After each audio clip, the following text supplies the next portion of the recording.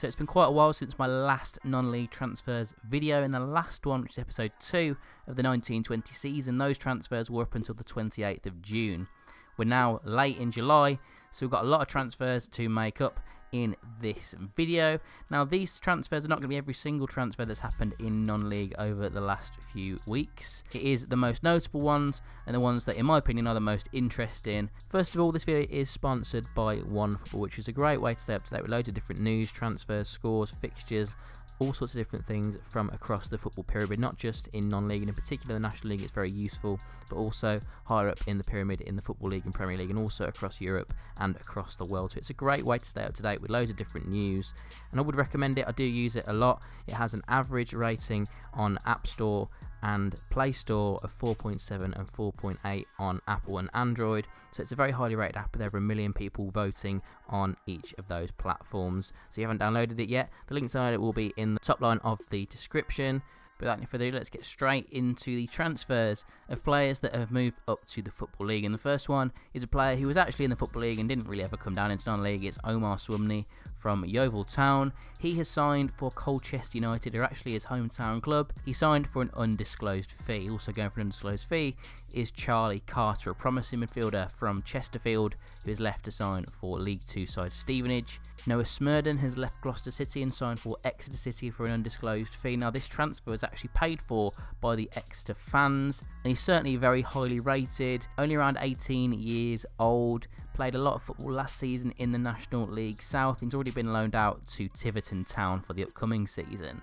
Blair Turgott has left Maidstone United and signed for Östersund in Sweden. He scored 17 goals last season, so that's a big loss for Maidstone. Tom White had a great season last year with Gateshead, getting into the England C team despite the horrible circumstances that were at Gateshead, and he's actually left and gone and signed for Blackburn Rovers. Jordan Tunnicliffe has left AFC Fylde and gone to Crawley Town.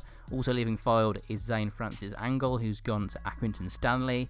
And also going to Accrington is Colby Bishop, who's got a lot of goals last season in National League North after spending the first few months out with an injury at Leamington. Accrington had to spend an undisclosed fee on him, but I think that is a good bit of business. Tom Brewitt has signed for Morecambe from AFC Fylde. Again, another player leaving Fylde for the Football League. Crawley Town made another signing from non-league in Jack Powell, who's come in from Maidstone United. And finally, Fraser Horsfall has left Kidderminster Harriers and signed for Macclesfield Town. Now, onto the signings from the National League. These are the top signings that National League clubs have made. And we start off with AFC Fylde, who signed James Montgomery, a goalkeeper from Forest Green Rovers.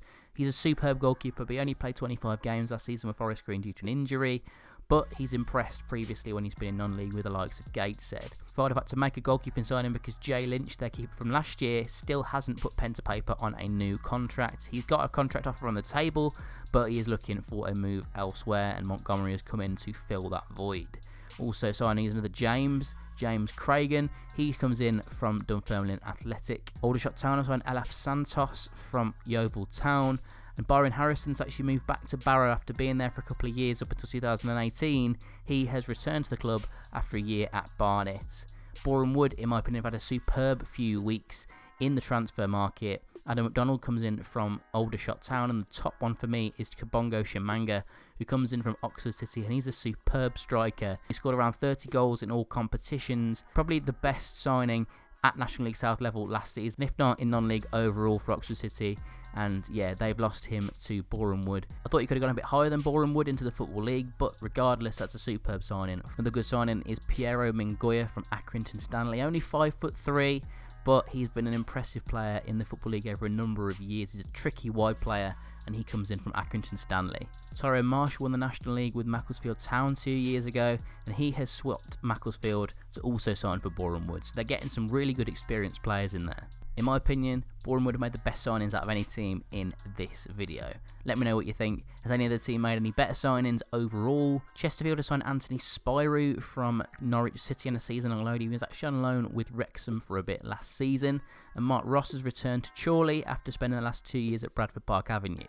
Luke Kroll has signed for Dagenham and Redbridge from Exeter City, And Manny Onarias has also signed for the club from Rotherham United. He spent a spell on loan with Dagenham last season and impressed, so they'll be pleased to make that permanent. Dover have signed Nassim Ul-Ghul from Welling United. He was actually quite influential last season, so I think it's a big loss for Welling, but a good signing for Dover. Aaron Simpson and Bilal Hinchiri have both come in after successful trial periods at the club as well. Despite Ebbsfleet's cut in budget of around 50% reportedly compared to last season, they have made some superb signings in my opinion, and it really makes me doubt whether their budget has actually been cut that much at all. Firstly, Jimmy Ball coming in for an undisclosed fee. Now, a team that's cut their budget massively surely won't be going and spending a fee on a player at this level anyway.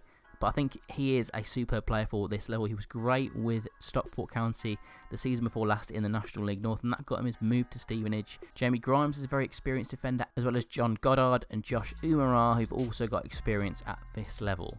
Jamie Allen has signed for FC Halifax Town from Dover Athletic. Now that is some relocation right there. Sam Jones has signed for Harrogate from Shrewsbury Town. Jason Kennedy has signed for Hartlepool United from Carlisle United. He got 20 appearances in League 2 last season and is just a very experienced central midfielder, so he could be a good option. Another experienced midfielder is Adam Barton, who has signed for Wrexham from Dundee United. The 28-year-old has got a 2-year deal at Wrexham and spent last season on loan with Connors Quay Nomads in Wales. Also signing for Wrexham after a successful patrol period is Jazzy Barnum Bob. What a name! And he signed from Chelmsford City. Finally, in the National League, Abdi Skendi has come into Yeovil from Stratford Town, jumping up 2 leagues, and Tom Bradbury has also signed from Dundee. Now into the National League North, and firstly we look at Alfreton, who have signed Amari Morgan-Smith from AFC Telford United, a player that's got a lot of experience at this level and scored a lot of goals at this level and above over the last decade, and a player that scored goals a couple of years ago, and a lot of them when he was at Harrogate, is Simon Ainge. He got that move to Darlington off the back of all those goals for Harrogate. It was a big signing for Darlington at the time, but it's just not really worked out for him there, and he's now going to Boston United on a season-long loan. Chester have made a couple of signings. Danny Elliott comes in for Port Vale, and Russ Griffiths, who is a goalkeeper for AFC Fylde, he comes in as well. A big signing for me for Darlington is Adam Campbell, who's been very promising at a number of different clubs that he's been at, especially when he was with Newcastle when he was a youngster, but he's not really scored that many goals in the Football League over the last few years, so now finds himself dropping into National League North, moving to Darlington from Morecambe. Will Hatfield has also signed for Darlington after a spell with Guiseley. Tricky French attacker Fabien Robert has signed for Gloucester City from Forest Green Rovers. That's a good signing for me for Gloucester. He was on loan there in 2 separate spells last season and won the Player of the Month award for the National League South for April 2019. Dan N.T. has signed for Kettering, as has Yavan Vidal. They come in from Brackley and Hensford. They're both on trial with the club and have managed to get themselves contracts. Cole Magnay is a good defender in my opinion. Played for the likes of Hartlepool, and prior to that he was with Gateshead, but now signs for Spennymoor Town. Moving around those North East clubs, that's a great signing for Spennymoor in my opinion. Now into the National League South, we start off with big spending. Billericay, who brought that chequebook right back out again this month. First one that they signed was Craig Robson coming in from Barnet. Second one, Doug Loft coming in from Shrewsbury Town. And the main one for me is Gavin Gunning coming in from Forest Green Rovers. Now, he got 42 appearances last season as Forest Green managed to finish in the playoffs in League 2. That is an absolutely ridiculous signing in my opinion, and surely it will have cost a lot of money, but regardless, it's a superb bit of business to get him into the National League South. Havant and Waterloo have gone and signed some really experienced National League players. These 3 coming in from Ebbsfleet United, Sam Magri, Andy Drury and Danny Kedwell, will certainly boost their chances of finishing at the top of the National League South and bouncing back to the National League at first attempt. James Constable has swapped Poole Town for Hungerford Town, an experienced forward who's got himself a move back up 1 league ahead of the new season. Maidstone have signed Danny Devine, Iffy Allen and Nana Kye from Gillingham, Braintree Town and Barnet respectively. St Albans City have signed Darren Foxley from Hungerford Town and Joe Iacio Fano. Is that how you pronounce his name? I haven't got a clue, but there we go, we're going with it. He signed from Northampton Town. And finally, in the National League South, in terms of notable signings, Michael Ifete has left Billericay Town and signed for Wealdstone. But there you have it. That is it for the most notable signings in the top 2 tiers of non-league. Which for you are the top signings in this video? For me, the biggest one is Kabongo Chimanga.